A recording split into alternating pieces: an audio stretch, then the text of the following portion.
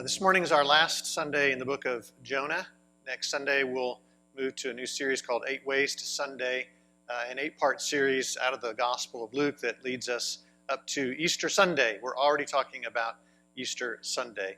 And of course, in between now and then, we'll have our morning of hope and renewal. So lots of special times coming up for us as a congregation. I want to begin this last sermon in the book of Jonah by going back to a quote that I used about 3 weeks into the series. It was a quote by Alexander Solzhenitsyn, and he wrote this: "If only it were all so simple. If only there were evil people somewhere insidiously committing evil deeds, and it were necessary only to separate them from the rest of us and destroy them. But the line dividing good and evil cuts through the heart of every human being, and who is willing to destroy a piece of his own heart?" In this quote, the author reveals our tendency to separate ourselves from evil people out there. He reveals our tendency or desire to destroy evil people out there. But then, most significantly, he reveals that the evil is not just out there among them, it's also in here among us. And I'd like to sit there for a moment in this morning's sermon. We explored that a bit in the sermon on evil, and we saw how Jonah was evil, the prophet of God, and we saw how the city of Nineveh was evil. And we're reminded that we too are evil. And I don't mean that in a hellfire brimstone kind of way. I mean that in the very best way that Scripture means it. That for every one of us, there is a part of us that does the wrong thing. There is a part of us that is dark and leads us in ways that are unhealthy and unkind. In the book of Jonah, Jonah surprisingly illustrates what not to do when there's evil in your life. And surprisingly, the king of the city of Nineveh reveals what to do when there is evil in your life. And that should be very surprising to us, because from Jonah's perspective, the king of Nineveh is the chief sinner. He is the king of the sinful city whose evil has risen up before God at the beginning of the book. There is no greater sinner in this narrative than the king of Nineveh. And yet it is often people who are the most sinful, people who are the most broken, who best illustrate how to deal with sin and brokenness in our lives. When I sin, and I do sin frequently, I would rather talk to someone who is familiar with sin and understands from their own personal experience how to respond to evil in our own lives. Jesus tells a parable about this in Luke chapter 18. He talks about a Pharisee and a tax collector going up to the temple to pray. The Pharisee is a holy and righteous person. The tax collector is a sinful and evil person. And yet, at the end of the day, it's the tax collector who has the best understanding of how to respond to sin and evil before God. And so the king of Nineveh in the book of Jonah is really the model sinner, the one who shows us how to respond to sin. We see the king of Nineveh doing 4 things. We're just going to walk through each of these 4. They're actions on the part of the king, and they might represent for us attitudes that we take as we encounter evil and sin in our own lives. So the first response to the king of Nineveh is to rise from his throne. The throne is the place where the king gets to call the shots. The throne is the place where the king is in charge. On his throne, the king gets to set all the standards and it's his way or the highway. And so obviously, rising from his throne for the king is a way of setting aside that authority, that sovereignty. It's abdicating that role to someone else. It is the king of Nineveh essentially saying, God, Yahweh, Lord, I recognize that your ways are better than my ways, and I surrender my authority to you. And so the first thing that we might do when we encounter sin and evil in our own lives might also be to rise from our throne. Unless I'm mistaken, no one here has a throne. If you do, I would very much like to know that. But we all do have a space in our hearts or our minds where we are on the throne. We're the ones in charge. We get to say how we live and what we believe. It's our prerogative to do what we want to do.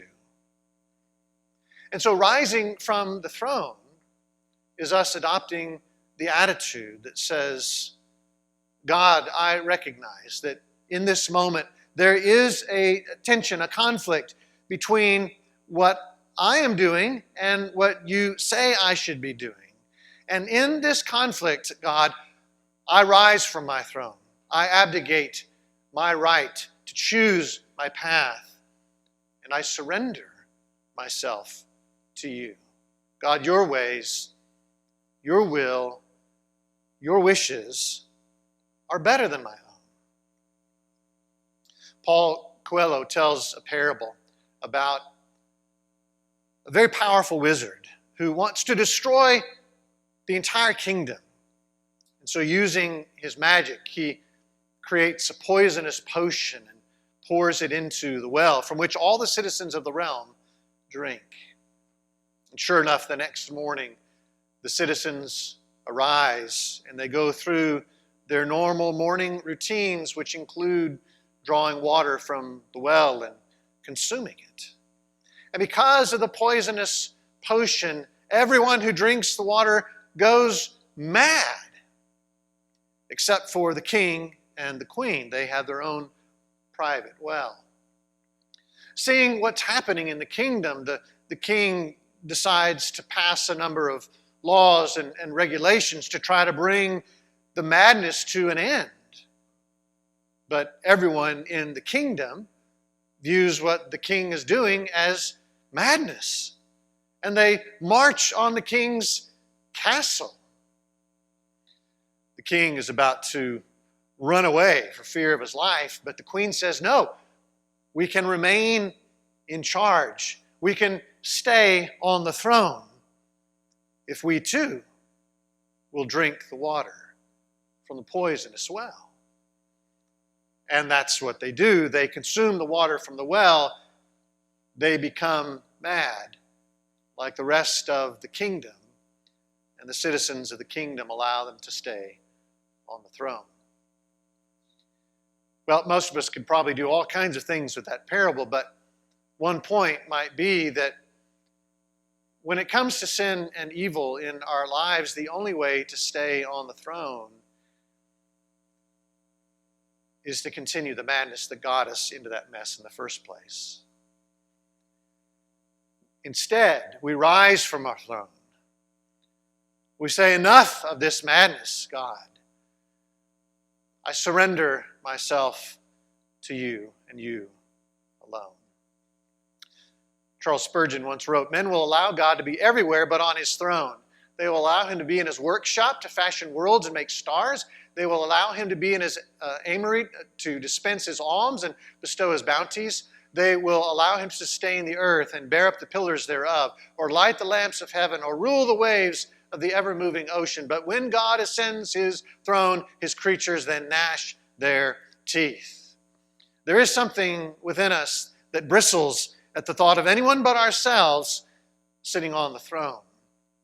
But when we recognize sin or evil in our lives, that's the time to rise from the throne and allow God to have his rightful place.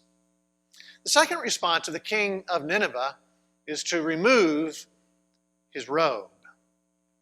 Now, in one way, this could be synonymous with rising from the throne. The royal robe, like the royal throne, is a symbol of power and authority and sovereignty. Removing his robe is a way for the king to once again surrender his will, his wishes, his way to the will, wishes, and way of God.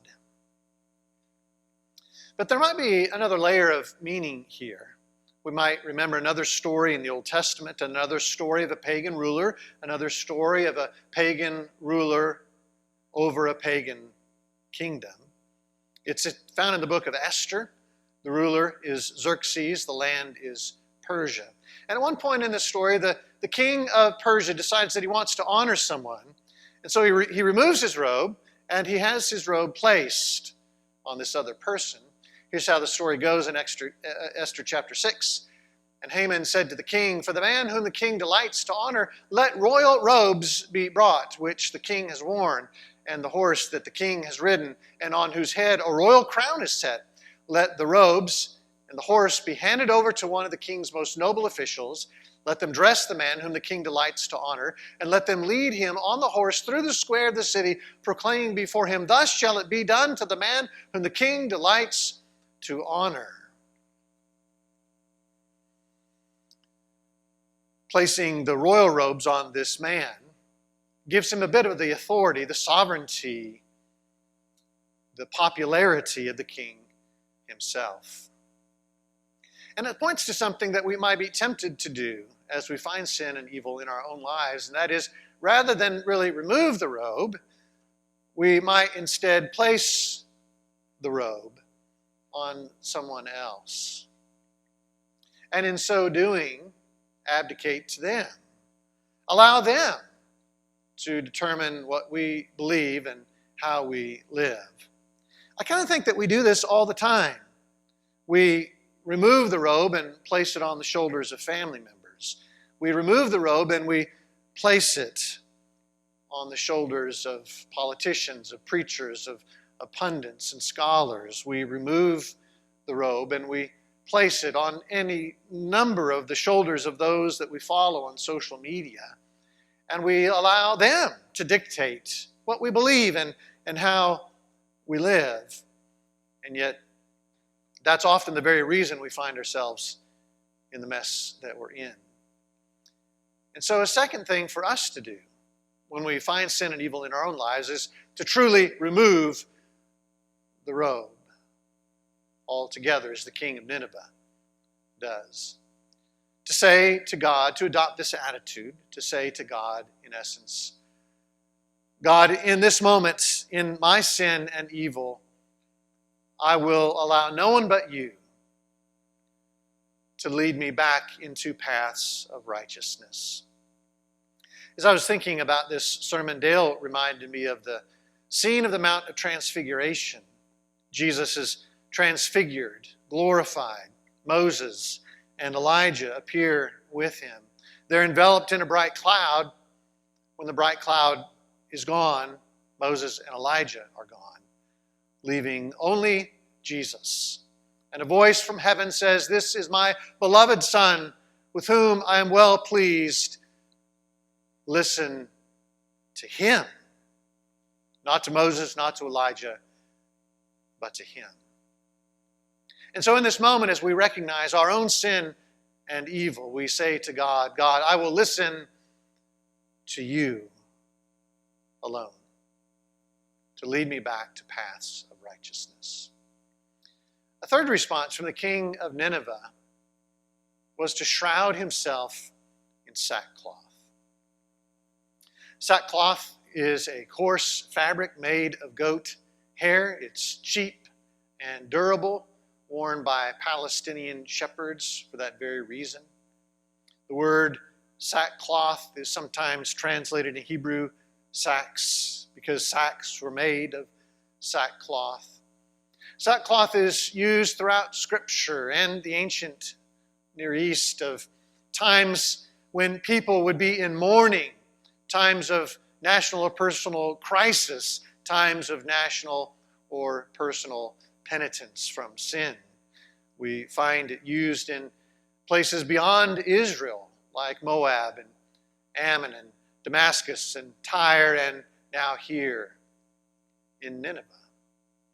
The king shrouds himself in sackcloth. And I'd like to focus for just a moment on one particular meaning of this fabric, the way in which it points to poverty. To wear sackcloth, this cheap, durable cloth that sacks are made out of, is to communicate to the people around you that I have nothing, or at least very little, and I need a great deal. It communicated poverty not only in the ancient world, but it communicates poverty even in our contemporary world. Jesmyn Ward recently wrote in The Atlantic of the use of sackcloth by her own family. She said, I didn't understand how poor my family was until my maternal grandmother told me a story about sackcloth dresses and beans. I was in my 20s and we were sitting in her kitchen, the tickle of cool air from the window air conditioning unit barely on us, when she told me that while she was a child, her mother made dresses for her and her siblings from sackcloth, and that she was always disappointed because the sacks with pretty patterns were taken by the time she was given the opportunity to choose. We ate beans every week when I was little, my grandmother said. We didn't have meat, just some fat back for flavor. The white wave of her hair fell across her face as she shook her head. I could do without them now. When I moved out, I brought myself dresses, nice dresses, and I never wanted to eat beans again. Beans and rice fueled the children through school, through work after school and on weekends, through the hours they spent planting, hoeing, weeding, and harvesting. My grandmother speaks openly of her lasting desire for fancy clothes, but she never mentions hunger. It is the subtext of her stories, the unspoken thing I imagine following her through the fields, crawling along the rows with her like one of her siblings as she chafes against the dress. The family dressed in sackcloth. They had no choice. They had so little. They needed so much. The king of Nineveh dresses in sackcloth. He has so little. He needs so much. He needs what only God in that moment can provide: grace and mercy. And so a third thing that we might do when we encounter sin and evil in our lives is to shroud ourselves with sackcloth.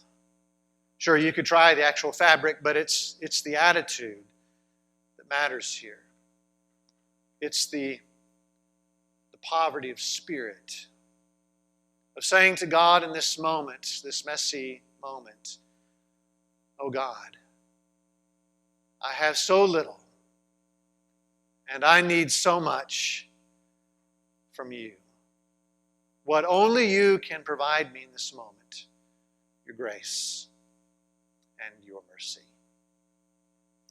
And then the final thing the king of Nineveh does in response to sin is to sit in ashes.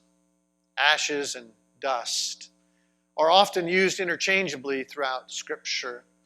We find people sitting in dust and ashes. We find dust or ashes placed on people in Scripture as a symbol of their worthlessness, as a sign of their penitence, as a symbol of mourning and grief.